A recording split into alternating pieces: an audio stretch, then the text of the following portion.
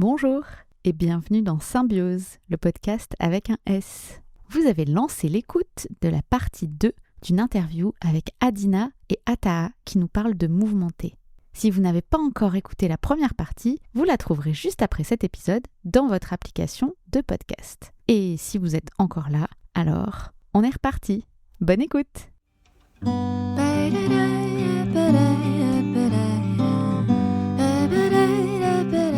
Je pense que c'est vraiment une clairvoyance et une capacité de prendre ce recul-là à tout moment, même dans les moments compliqués. Et ça, c'est vraiment, vraiment utile dans un collectif.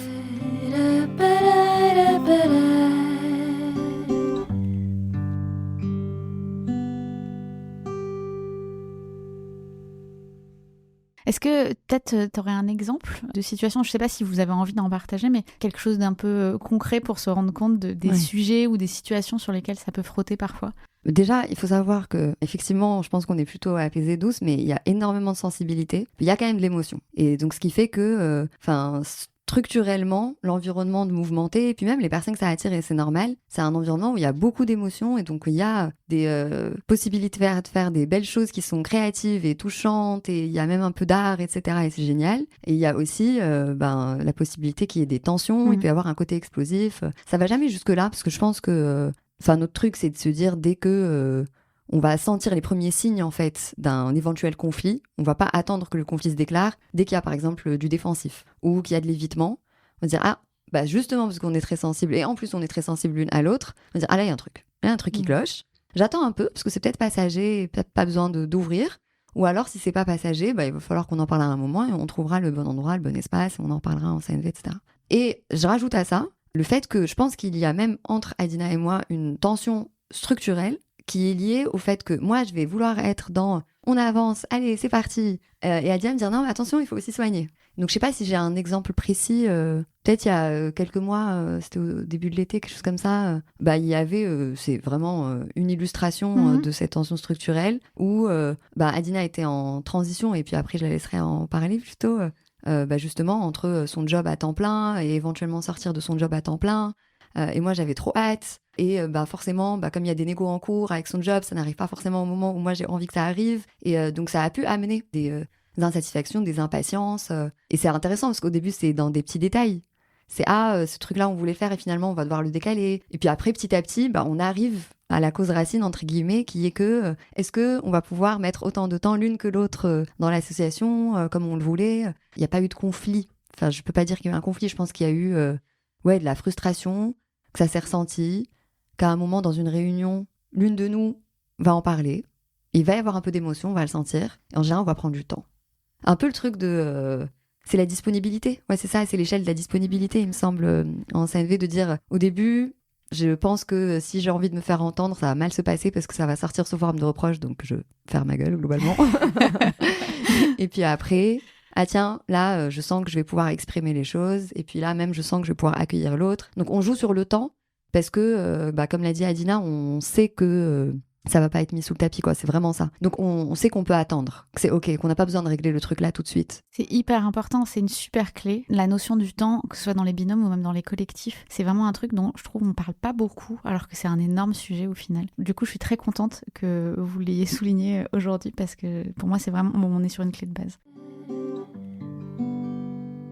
Ataa et Adina sont pleines de douceur, vous ne trouvez pas? Moi, je trouve qu'elles sont très très calmes dans tout ce qu'elles disent. Et pourtant, elles disent des choses hyper pertinentes. Et il y a une vraie puissance et une vraie force derrière le message qu'elles délivrent. Alors, la recommandation musicale que je fais pour cet épisode, c'est la chanson Douce de Clara Isé. Hasard du calendrier, coïncidence, je ne sais pas. 2 jours avant l'enregistrement, j'étais au cabaret Madame Arthur et j'ai entendu Billy Larme à l'œil chanter cette chanson sur le piano de Charlie Voudou. Une version live que je vous recommande vraiment si vous avez l'opportunité de l'écouter un jour. En tout cas, moi, c'est celle-là que j'ai en tête quand je pense à Ataa et Adina. Je n'ai trouvé aucune version existante sur Internet de ce spectacle vivant. Alors, vous devrez vous contenter de la version de Clara Isé, dont les paroles, je pense, seront suffisamment éloquentes pour illustrer cet épisode.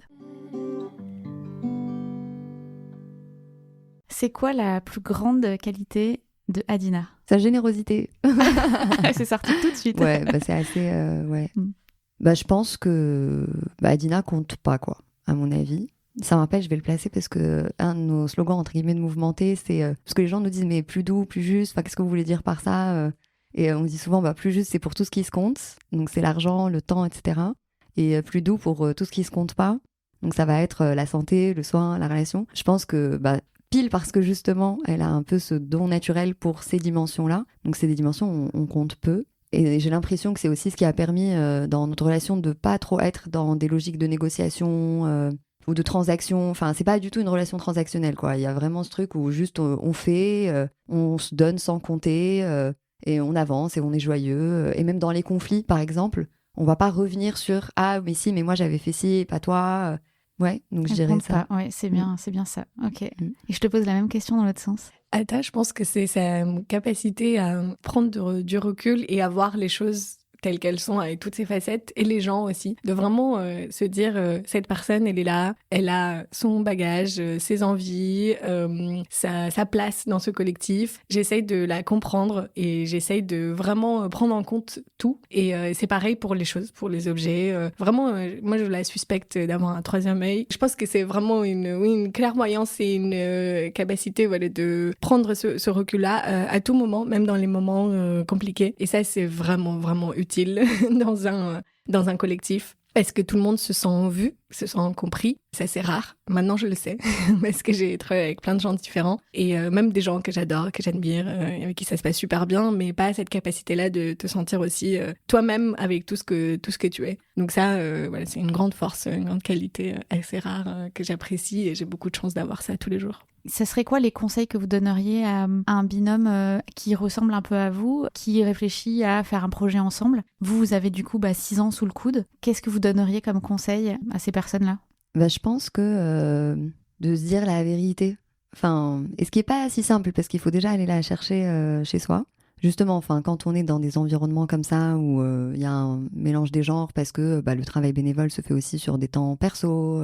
Parfois, ça peut être difficile de choisir la bonne posture. On se dit, est-ce que je choisis la posture professionnelle de j'ai des engagements, il faut que je sois fiable, il y a des livrables. Le bénévolat est également du travail. Et dans ce cas, je vais éventuellement aussi un peu me protéger, me foutre une pression aussi pour pouvoir être au niveau, et donc répliquer exactement ce qui va se passer dans mon environnement professionnel, rémunérateur salarié classique. Ou est-ce que, quand ça se fait le samedi, ça se fait chez moi, dans mon appart, du coup, en fait, moi je connais super bien le copain d'Adina, tout se mélange, sa famille, est-ce que je peux plus être naturelle, authentique, partager mes émotions, dire que je veux pas quand je veux pas, me chercher, et donc je pense que c'est pas si simple dans cet environnement précis de mettre le bon équilibre, de mettre le curseur. Et donc nous, on a quand même plutôt fait le choix, j'ai l'impression d'être très transparente sur ce qu'on vit. Et ça a bien marché. Donc ça, je dirais que c'est la première chose. Et la deuxième, en prenant le risque de me répéter, c'est vraiment la générosité, je pense. C'est de se dire, on compte pas. On aime bien la thématique de la coopération. Et je sais plus où j'avais lu que la coopération, c'était aussi un avantage prosocial, globalement, pour notre espèce. Ah mais totalement. Il y a vraiment des études là-dessus, sur la longévité même, exactement, de la durée de vie. C'est assez incroyable. Et que souvent, ça vient, en fait, quelqu'un va donner, donc je vais ressentir de la gratitude, et la gratitude va créer chez moi la réciprocité. Et je pense que c'est un peu ça qui se passe, en fait. C'est quelque chose d'un peu contre-intuitif par rapport à des logiques plus individualistes qu'on peut avoir dans une négociation. Je vais au contraire cacher mes actifs, cacher mes cartes, et puis ne les jouer qu'une par une. Comme ça, je maîtrise, je contrôle, je ne donne que ce que je reçois, dans une logique très de calcul finalement. Et au contraire en fait. Faire le saut dans l'inconnu, prendre des gros risques, donner un max et puis voir ce qui va se passer. Et en sachant que c'est effectivement rassurant de se dire les scientifiques qui ont bossé là-dessus m'ont quand même prouvé qu'a priori il y aura un retour sur investissement de ma générosité. Donc je pense que c'est moi quand je compare entre guillemets les relations de collaboration un peu mixtes comme ça, travail pas travail, que j'ai eu, à mon avis l'ingrédient principal qui a fait le succès de celle-ci, c'est ça en fait. Totalement, mais je suis d'accord avec Atta. Je pense que ça, et je pense que cette générosité et cette envie de coopérer, c'est vraiment, ça passe par le fait de se dire, j'arrive avec tout ce que j'ai et je fais confiance à l'autre pour l'accueillir, pour s'en servir, mais d'une manière qui est vraiment utile pour notre cause.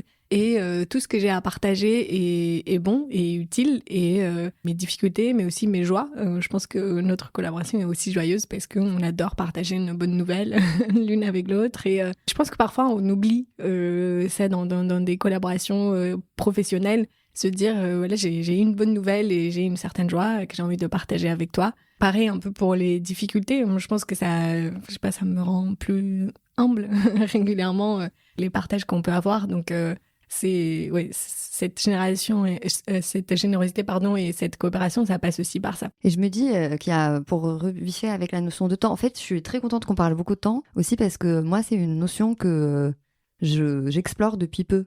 Enfin, j'ai l'impression d'avoir vécu toute une partie de ma vie sans réaliser qu'il y avait cette notion du temps. Et donc là, que ce soit aussi central, je me dis, c'est chouette, ça veut dire qu'on évolue, que j'évolue personnellement et qu'on évolue là-dessus. Et je pense que là, c'est plus quand on projette. Enfin, moi, quelque chose qui me sécurise énormément aussi dans cette relation, c'est de savoir qu'elle est durable. Et pareil, franchement, la notion de bénévolat apporte vraiment des spécificités parce que, autant, d'ailleurs, là, dans l'incubateur qu'on a rejoint, je sais pas, toi, Adina, mais moi, j'ai constaté qu'on était... les autres porteurs de projets associatifs sont plutôt solo. Bien sûr, derrière, ils ont des collectifs, ils ont des équipes, mais ils seront quand même porteurs solo, là où on est coporteuse. Et je pense que là où, dans l'écosystème start-up, il va y avoir des associés aussi, parce que peut-être que le jeu en vaut la chandelle, que derrière, on peut s'attendre à des retours financiers, etc. et autres. Dans le monde associatif, c'est peut-être autre chose. Et il n'y a rien, quelque part, qui nous lie. Il n'y a pas un cadre contractuel, légal. On n'a pas de pacte d'actionnaire ou que sais-je. Et pourtant, on est là, et je pense que c'est notre amitié, en fait, qui nous lie et qui nous rassure sur le fait qu'on sera là longtemps, et qui, moi, personnellement, peut aussi me rassurer sur le fait que si j'arrête mouvementer continue. Et ça, c'est important aussi. De se dire, c'est la robustesse même de l'asso qui tient sur le fait qu'il y a une distribution d'eux, et ça fait que, déjà, ça ne tient pas que sur les épaules d'une personne. Après, je dis deux, on est plein dans l'asso, mais là, dans le temps, en tout cas, sur ces 2 années, ouais. Et si t'arrêtes mouvementer, tu le vivrais comment, toi? Je sais pas si... Ça, c'est pas une question prévue, mais... je pense que si j'arrête mouvementer, c'est vraiment pour une raison qui est un peu indépendante de ma volonté. En tout cas, aujourd'hui, je m'imagine pas la raison qui ferait que ce soit ça. Mais comme disait Ata aussi, moi je sais que ce qu'on a construit est vraiment fort, que c'est précis, que c'est clair, qu'il y a beaucoup de gens qui sont convaincus et qui ont envie de porter. Déjà, je pense que c'est une de nos spécificités aussi chez Mouvementé, c'est qu'on veut vraiment s'appuyer sur plein de gens pour faire ce qu'on veut faire et pas juste nous aller prêcher une certaine bonne parole qui n'existe pas vraiment, plus sur les sujets du travail. Mais vraiment, on a envie d'embarquer tout le monde. Et je pense que ça, c'est une solidité et c'est vraiment une base qui me rassure. Et du coup, je me pose même pas la question de « Ouh là là, qu'est-ce qui se fait si demain je tombe malade, par exemple?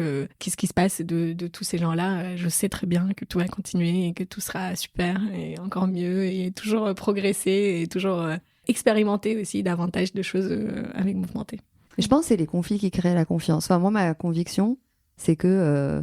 il y a la phase de rencontre, un peu discovery, entre guillemets, lune de miel, et puis il y a un moment où il y a du rapport de force, et c'est normal. Et puis ensuite, c'est un peu ce qu'on dit aussi sur les relations plus romantiques. Après, il va y avoir des conflits qui, à un moment, vont révéler, en fait, ce qui se passe dans la relation. Je savais pas qu'on disait ça sur les relations romantiques. Si, ouais, on dit que t'as la lune de miel, exactement, t'as la lune de miel, et après, t'as la phase de plus power struggle, je pense que ça s'appelle.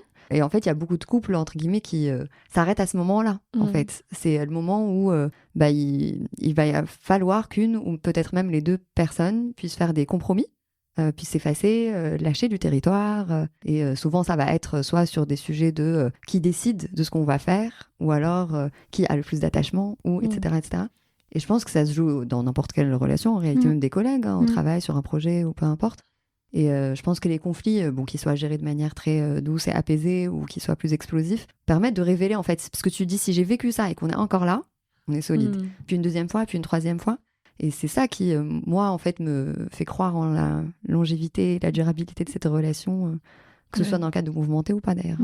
C'est vraiment une capacité d'accueillir le conflit et de le prendre comme un moment où on apprend quelque chose, et après tu peux apprendre des choses que t'aimes pas, et du coup tu t'en vas et tu te dis oula, c'est trop difficile, ou tu peux dire ah oui, mais en fait oui, ça passe, quoi. C'est OK, on a su le résoudre et c'est très bien. Et ça repart encore plus fort. Enfin, vraiment, à chaque fois qu'on a des petites tensions ou qu'on a des moments où on sort un peu d'une phase comme ça, genre juste on se fait un câlin, quoi. On est trop heureuse de se connaître, d'être ensemble et on repart avec un élan nouveau. Ouais, complètement. Je trouve que ça enlève la fatigue même. C'est très étonnant. Ouais. C'est très, très étonnant.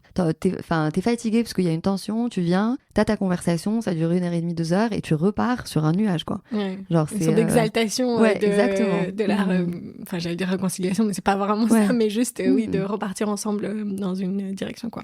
Dans tout ce que vous dites, il y a énormément d'écho sur énormément de choses qui sont très personnelles. Il y a énormément de richesse, encore une fois, dans tout ce que vous apportez. Et c'est plein de clés, en fait. Donc, c'est génial. En tout cas, aussi, le truc sur lequel je peux rebondir, c'est que j'avais jamais théorisé cette notion de power struggle et du fait que ça faisait progresser les relations. Et moi, ça fait 16 ans que je suis en couple avec mon chéri. Et au final, ça s'est passé exactement comme ça. Mais juste, je savais pas que c'était le... C'est Esther Perel, je pense, qui parle. D'accord, ok. Bah, j'irai regarder, parce que ça m'intéresse vraiment de creuser. Alors, on va passer à la question bonus.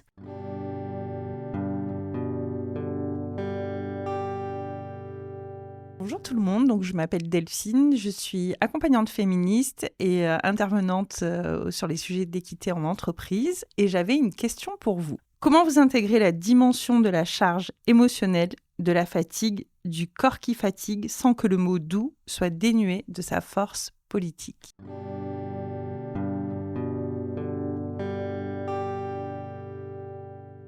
Nous, justement, on a décidé de mettre le mot doux au même niveau que le mot juste, et qui était un choix qui était très intentionnel.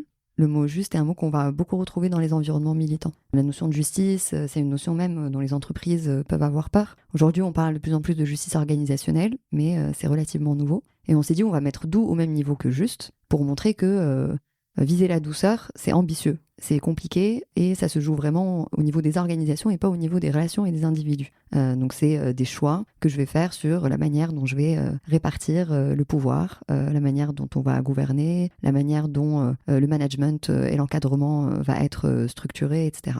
Donc, quelque part, la proposition de mouvementer, c'est légèrement adouci par rapport à nos débuts, où dans nos débuts, on disait que justement, par rapport à la souffrance des cadres dans le monde du travail, très souvent, les individus, quand ça va pas, ils vont s'autoflageller, ils vont se retourner contre eux-mêmes, se culpabiliser, se demander pourquoi ils sont nuls et pourquoi les autres s'en sortent et pas eux et qu'ils n'ont pas le niveau, machin. Et donc, ils vont aller consommer du développement personnel, du coaching, de la gestion du stress, des séances de méditation et compagnie. Et la douceur, ils vont aller la chercher dans ces endroits-là, où nous, ce qu'on amène, c'est des réponses qui sont beaucoup plus collectives. Donc, au départ, on disait, voilà, on est quasiment... En fait, on estime que le développement personnel prend trop de place pour répondre à des problématiques qui sont systémiques et qui ne doivent pas se traiter uniquement au niveau des individus. Aujourd'hui, on dit, OK, on veut équilibrer, les deux réponses sont possibles, mais attention, il faut aussi amener du développement collectif, qui est un terme qu'on a pu utiliser parfois, et de se dire que cette douceur ou ce soin, c'est un enjeu collectif. Pareil, Inspiration, Extinction, Rébellion, il parle de culture régénératrice. Et de dire que dans le monde de demain, c'est aussi quelque chose qu'on veut. Enfin, une autre façon de le dire qu'on a parfois, c'est de faire croître des choses qui peuvent croître à l'infini sans déborder des limites planétaires. Et le soin en fait partie, la santé, la qualité des liens. Mais que c'est un projet de société, c'est une utopie. Et ça peut pas être psychologisé, en fait. Donc, moi, je me retrouve complètement dans la question, parce que c'est notre ADN, en fait. C'est précisément d'éviter que la douceur et le soin ne soient l'objet que de certains individus, et puis souvent des femmes plus que des hommes. Je trouve que la réponse est hyper juste.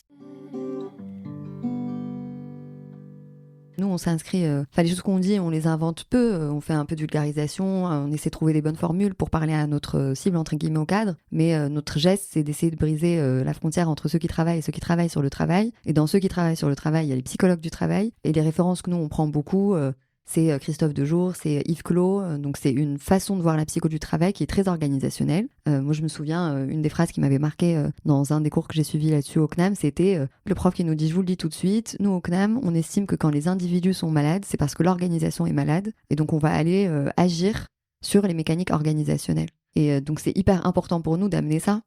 D'autant que quand on s'adresse aux cadres, il y a un peu ce truc de, certes pour eux-mêmes, ça va les faire réfléchir, ils vont pouvoir aussi se déculpabiliser, sortir de leur couloir de nage individuel et puis se rendre compte que tout le monde est en train de vivre la même chose. Mais surtout, ils auront la responsabilité de protéger les autres et de se rendre compte que dans l'un de nos derniers événements, il y avait une expression qu'on a décortiquée, c'était « prends soin de toi ». Dire en fait « prends soin de toi », ça ne marche pas. C'est comment je peux prendre soin de toi, ou en tant que cadre manager, quel est le cadre que je peux mettre en place pour que le soin soit présent et soit une vertu ou un bénéfice de nos modèles organisationnels. Il y a encore énormément d'échos qui sont en train de se faire à l'intérieur. En tout cas, je suis très contente à la fois de la question et de la réponse. Est-ce que tu voulais rajouter quelque chose ? Peut-être juste dire que nous, on intervient aussi beaucoup dans les écoles. Donc, on parle avec des étudiants qui ont découvert le monde du travail à travers un stage, une alternance, donc ils sont un peu au début. Justement, on considère que ce message-là, il est vraiment essentiel et nouveau, je pense, pour eux, qu'on leur dise vraiment que prendre soin, c'est vraiment collectif et surtout qu'il faut que ce soit l'organisation. Et peut-être que c'est un critère qu'ils n'ont pas forcément en tête quand ils vont chercher leur premier job, mais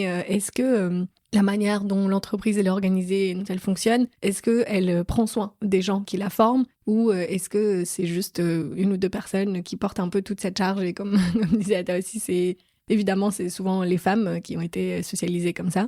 Et oui, je suis vraiment contente qu'on puisse porter ce message et qu'on montre que c'est politique et que c'est pas un gros mot, qu'on n'est pas juste des bisounours. On est un peu aussi des bisounours, mais c'est assumé.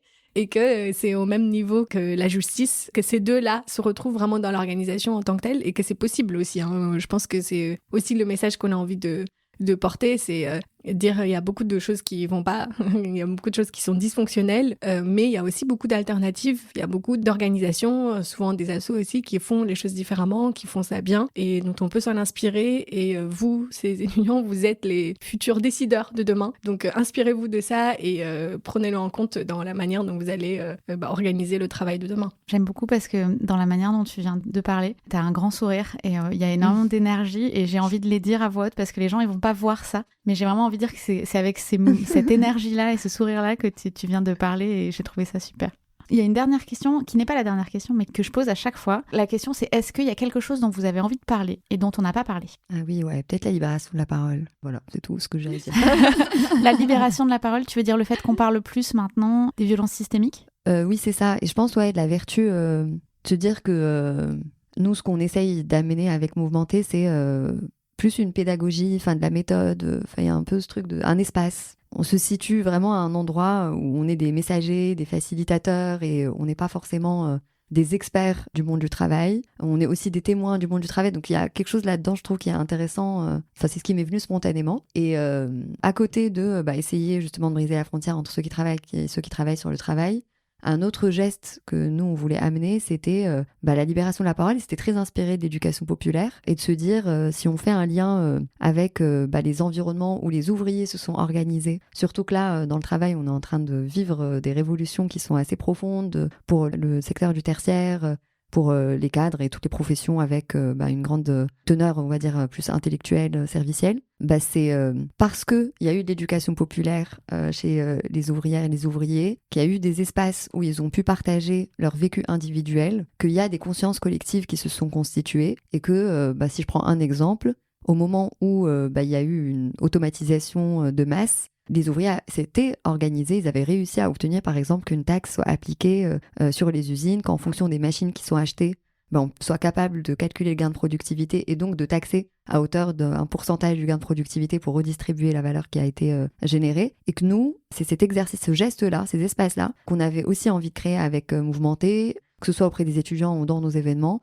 On se dit, il y a au moins un moment où il y a plusieurs personnes qui vont pouvoir partager leur vécu et puis qui vont pouvoir se reconnaître souvent on dit dans les mots et les mots des autres, MOTS, MAUX, et que petit à petit, ça va construire une histoire collective et que c'est à partir de cette histoire collective que on construit une conscience collective et qu'on a envie d'agir pour changer les choses au niveau racine, au niveau système.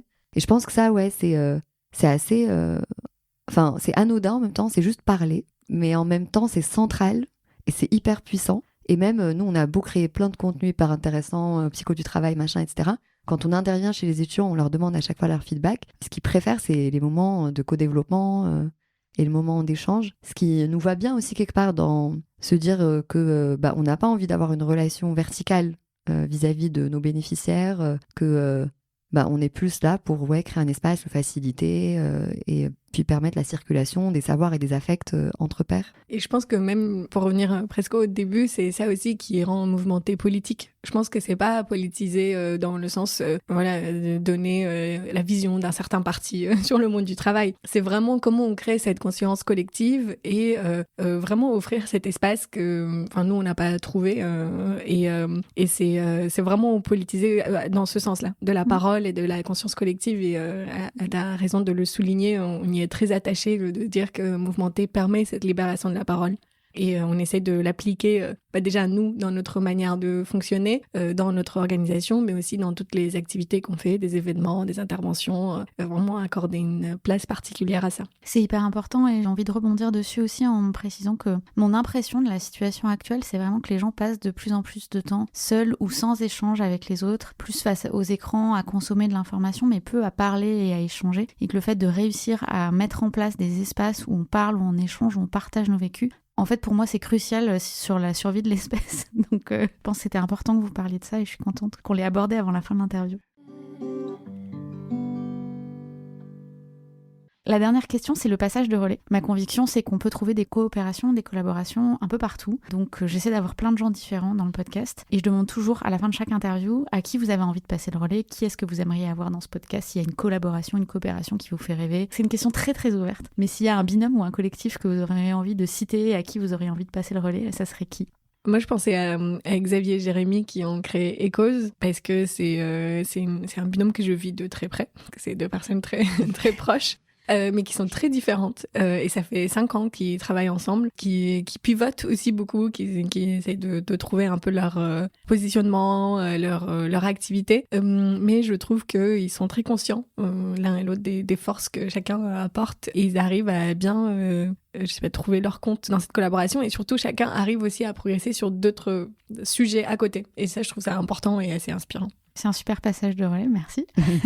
Tu veux en donner un ? Moi, je suis très curieuse, de la collaboration entre les 2 co-directrices d'Emmaüs Connect que je connais bien, donc Charlotte et Marie, parce que ça fait des années, peut-être une dizaine d'années, si je me trompe pas, qu'elles bossent ensemble. Elles ont énormément contribué au développement de l'asso à un moment où elles ont été désignées co-directrices. Je pense qu'il y avait peut-être 10-20 personnes et aujourd'hui, il y a 150 personnes dans cet orga. Et donc déjà, il y a eu ce choix de co-direction, qui n'est pas anodin, avec une répartition des rôles, pour le coup, assez nette. Marie, je pense qu'il va plus être dans la représentation en externe, plus sur les projets innovants, et Charlotte qui va plus être tournée vers l'intérieur, sur aussi les mécaniques RH, le collectif, l'animation du collectif et le soin du collectif. Et je trouverais ça hyper intéressant, limite c'est vraiment de la curiosité malsaine de...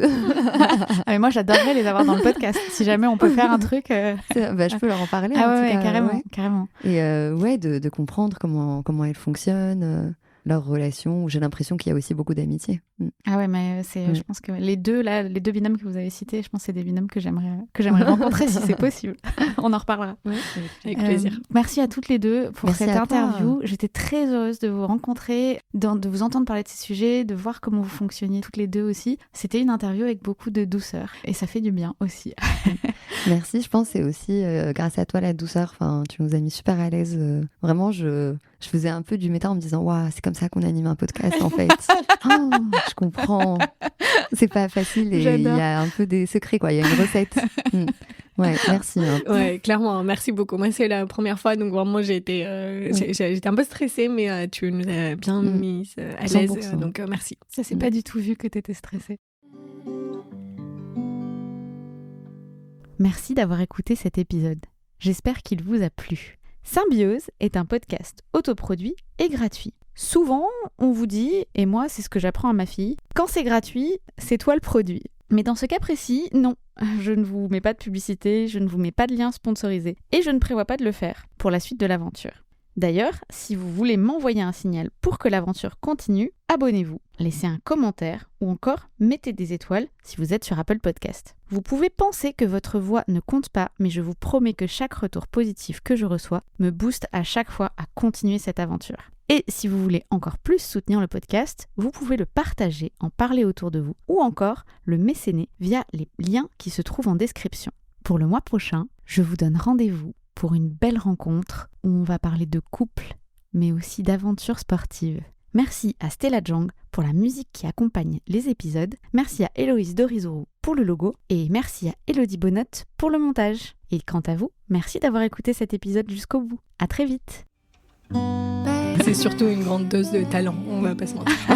Je pense aussi, Oh parce là que... là. J'ai bien fait de me réveiller tôt un samedi. J'ai montré ma tempe. Au début, j'ai cherché, je disais, Adina a est-ce montré que un c'est troisième œil sur le côté. Mais du coup, c'était un troisième œil de droite ou de gauche? Oulala. J'essaie de faire le tri avec tout ça. Je vais pas rebondir sur tout. Je vais peut-être rebondir sur rien. On en parlera peut-être en off. Mais en tout cas,